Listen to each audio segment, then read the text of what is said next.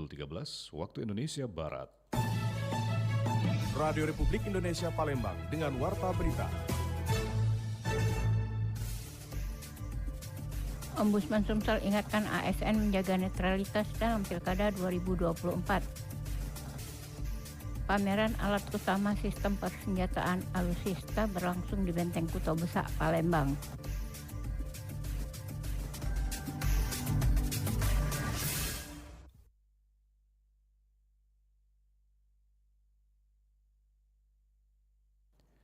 Itulah di antara informasi yang akan kami hadirkan siang ini, Jumat 20 September 2024, yang berhasil dihimpun tim redaksi RRI Palembang. Bersama saya Haris Ansor, inilah Warta Berita selengkapnya.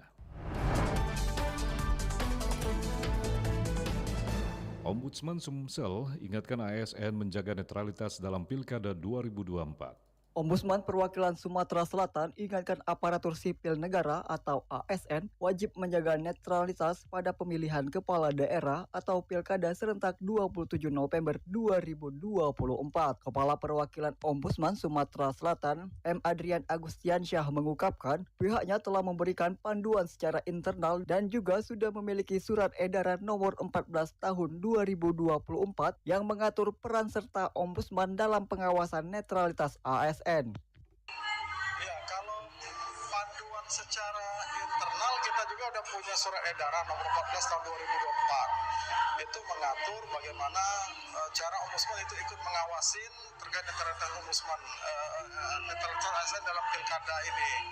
Betul. Misalnya salah satunya diberikan keluasan bagi masyarakat untuk melapor masalah netralitas ASN ini. Dia boleh memilih apakah mau melapor ke instansi yang terkait, misalnya apakah ke inspektorat, apakah ke Bawaslu, atau justru mau langsung melapor ke ombudsman, seperti itu. Ditambahkan Adrian, bagi masyarakat yang mengetahui ada ASN yang tidak netral, masyarakat dapat melaporkan ke instansi yang bersangkutan seperti Bawaslu atau langsung ke Ombudsman. Ia berharap masyarakat dapat berperan aktif ikut mengawasi dan melaporkan jika ada oknum ASN yang tidak netral seperti ada oknum ASN yang ikut memasang baliho, masyarakat dapat memfoto sebagai alat bukti dan langsung bisa melaporkan ke Ombudsman. Dari Palembang, Sumatera Selatan, Muhammad Irfan terus mengudara untuk Indonesia. Sementara itu, Ombudsman RI Perwakilan Sumatera Selatan juga meminta semua lembaga yang berwenang menindaklanjuti laporan pelanggaran ASN pada pilkada dapat bekerja secara profesional. Selain mengharapkan netralitas yang dilakukan oleh aparatur sipil negara dalam pelaksanaan pesta demokrasi pilkada di Sumatera Selatan, Ombudsman RI Perwakilan Sumatera Selatan mengharapkan agar semua laporan yang masuk ke semua lembaga yang bertanggung jawab mengawasi netralitas ASN dapat menindaklanjuti semua laporan tersebut. Ketua Ombudsman RI Perwakilan Sumatera Selatan M. Adriel mengatakan jika ke depan adanya laporan khususnya dari masyarakat terkait pelanggaran yang dilakukan ASN namun tidak ditindaklanjuti oleh lembaga yang bertanggung jawab, maka Ombudsman RI Perwakilan Sumatera Selatan akan mengambil langkah-langkah untuk menindaklanjutinya.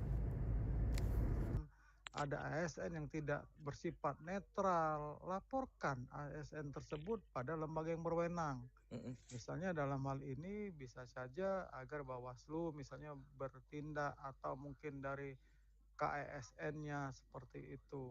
Atau bahkan nanti kalau ada lembaga-lembaga tersebut sudah dilaporkan tetapi ternyata mereka tidak nindaklanjutin laporan masyarakat itu bisa juga dilaporkan ke Ombudsman seperti itu. M. Adrian juga menambahkan potensi pelanggaran yang dilakukan oleh ASN dalam pelaksanaan pesta demokrasi akan sangat besar apabila salah satu peserta atau calon kepala daerah merupakan incumbent. Berkaitan dengan hal itu, masyarakat diminta untuk lebih aktif lagi dalam mengawasi semua kinerja ASN tersebut. Dari Palembang, Sumatera Selatan, Aditya melaporkan.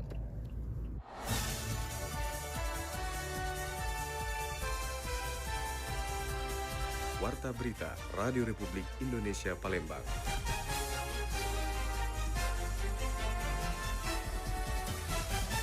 Baik, benar, kita beralih untuk informasi lainnya. Komisi Perlindungan Anak Indonesia (KPAI) mengajak seluruh pihak untuk melakukan pencegahan dan penanganan kepada anak yang menjadi korban judi online di Sumatera Selatan.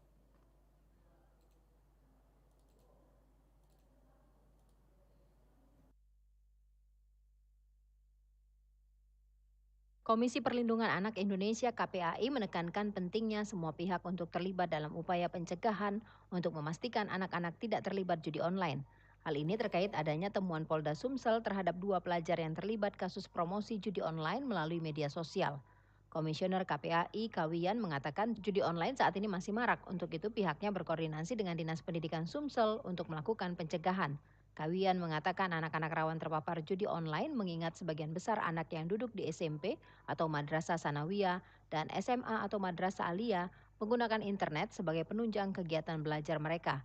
Sementara di sisi lain mereka juga memanfaatkan internet untuk bermain media sosial dan game online. Untuk itu, KPAI meminta pihak-pihak terkait untuk melakukan pencegahan secara terencana dan masif, terutama di semua satuan pendidikan, baik yang di bawah Kemendikbud maupun di bawah Kementerian Agama untuk pencegahan judi online di kalangan anak. Terkait dengan ini kan judi online lagi marak, ya. Judi online marak.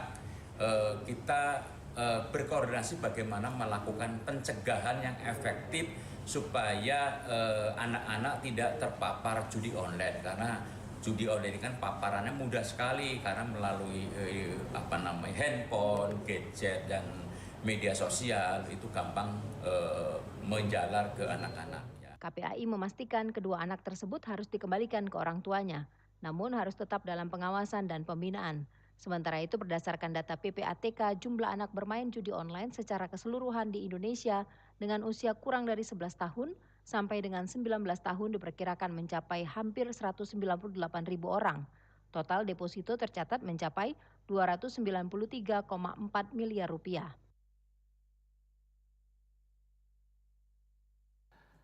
Pendengar, pameran alat utama sistem persenjataan alutsista berlangsung di Benteng Kuto Besak. Pameran alat utama sistem persenjataan alutsista yang berlangsung di pelataran Benteng Kuto Besak, Palembang dimulai kemarin hingga 6 hari ke depan. Pameran tersebut tidak hanya menyampaikan kekuatan dan modernisasi alutsista TNI, tetapi juga mencerminkan transparansi serta kedekatan TNI dengan masyarakat. Pangdam II Sriwijaya Mayor Jenderal TNI M. Naudi Nurdika menjelaskan, pameran alutsista tersebut merupakan bentuk transparansi TNI kepada masyarakat dan menunjukkan kesiapan alutsista untuk digunakan kapanpun. Pengunjung, terutama siswa-siswi dari berbagai sekolah di Palembang, tampak antusias mencoba dan merasakan langsung fungsi serta kegunaan alutsista yang dipamerkan. Mereka berkesempatan berinteraksi langsung dengan prajurit TNI yang menjelaskan spesifikasi dan fungsi berbagai jenis alutsista, mulai dari kendaraan tempur hingga persenjataan berat dan satuan ZENI. Salah satu daya tarik utama adalah kendaraan tempur yang diperbolehkan untuk dinaiki pengunjung. Sementara salah satu pelajar, Alia Izatunisa, mengatakan dirinya merasa sangat bersyukur dan bisa melihat dan mencoba alat-alat militer secara langsung. Bahwa gelar alutsista ini juga merupakan wujud ya pertanggungjawaban TNI kepada masyarakat. Alutsista ini dibeli oleh uang rakyat dan kita tunjukkan dalam kondisi yang siap. Ya, jadi kapanpun alutsista ini digunakan, kita siap operasional. Dan harapannya juga masyarakat, mungkin pemuda-pemudi yang ingin masuk menjadi prajurit TNI, mungkin dengan adanya alutsista ini, pameran alutsista ini, mereka menjadi tertarik dan sebagainya.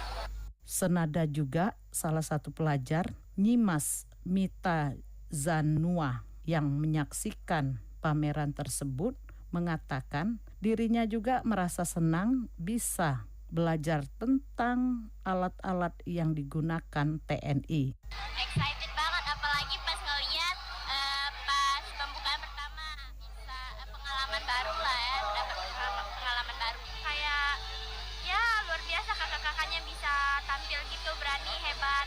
Selain pameran alutsista yang bertajuk Sriwijaya Fair, Kodam 2, Sriwijaya juga menyelenggarakan kegiatan sosial, kesehatan, dan pertunjukan seni. Menegaskan bahwa acara tersebut bukan sekedar seremonial, tetapi juga merupakan bentuk sinergi antara TNI dan masyarakat. Pameran ini menjadi ajang edukasi dan interaksi yang menarik bagi pengunjung serta memperkuat hubungan antara TNI dan masyarakat di wilayah Palembang.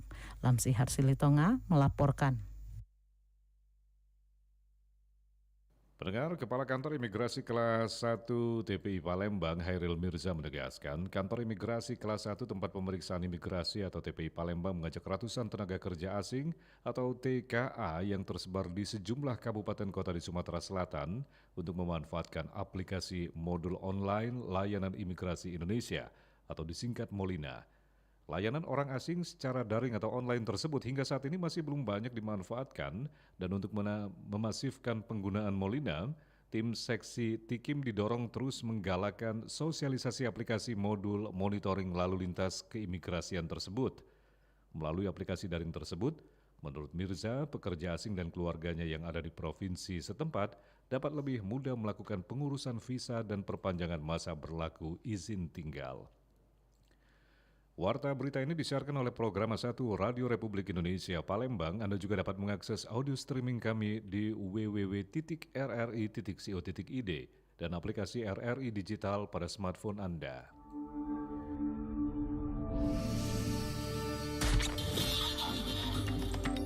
Berita Daerah Radio Republik Indonesia Palembang.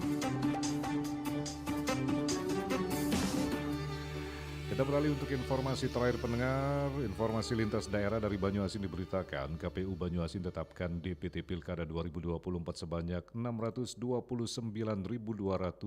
pemilih atau terdapat 1.389 tempat pemungutan suara atau TPS yang tersebar di 21 kecamatan dan 313 desa kelurahan.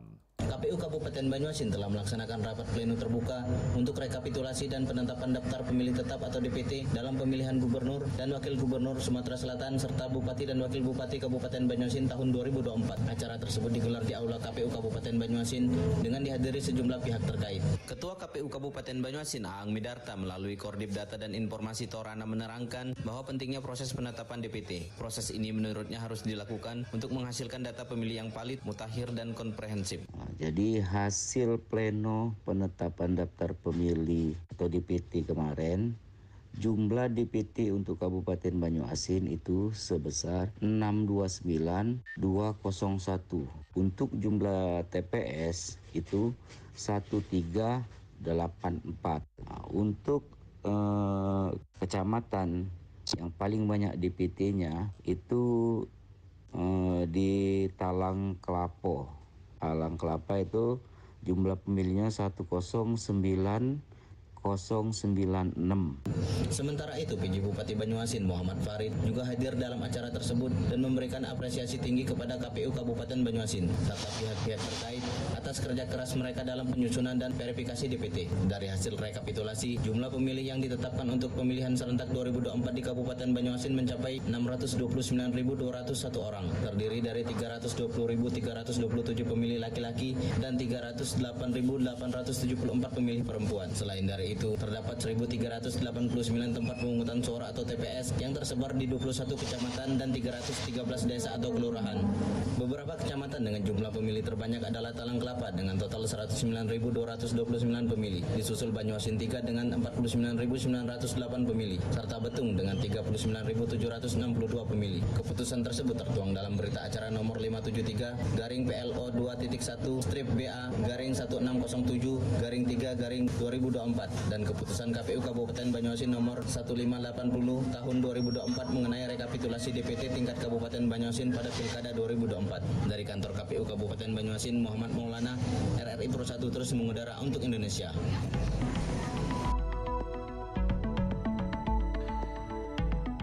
Informasi tadi mengakhiri warta berita untuk siang ini. Informasi lainnya dapat Anda akses melalui website kami rri.co.id. Kami juga membuka ruang aspirasi bagi Anda untuk menyampaikan sejumlah persoalan dan peristiwa yang berada di sekitar Anda melalui line WhatsApp di 0821 7927 9090. Mewakili kerabat kerja yang bertugas, saya Haris Ansor. Terima kasih untuk perhatian Anda. Selamat siang.